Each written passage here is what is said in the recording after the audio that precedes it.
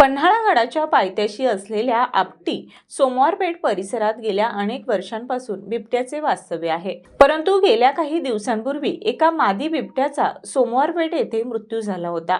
तेव्हापासून या परिसरात बिबट्याने माणसांवर व जनावरांवर हल्ला करण्यास सुरुवात केली आहे। परंतु सुदैवाने कोणतीही जीवितहानी झाली नाही। पण वन खात्याच्या अधिकाऱ्यांनी बिबट्याला जेरबंद करण्यास कोणतीही पावले उचललेली नाहीत। त्यामुळे ग्रामस्थांमधून संताप व्यक्त होत आहे। आपटी सोमवारपेठ गावात वारंवार होणाऱ्या बिबट्याच्या हल्ल्यापासून मुक्तता मिळावी, तसेच सोमवारपेठ येथे अंगणवाडी आहे। या परिसरात बिबट्याचे वास्तव्य असल्याने विद्यार्थ्यांना शाळेला जाणे अवघड झाले आहे। शेतकऱ्यांना शेतात वैरण कापणी किंवा रोजची दिवसभरातील कामे करणे अवघड झाले आहे। यासाठी गावकऱ्यांनी बिबट्याला पकडण्यासाठी वन अधिकारी, तहसीलदार साहेब तसेच सरपंच, ग्रामपंचायत आपटी यांना निवेदन दिलं।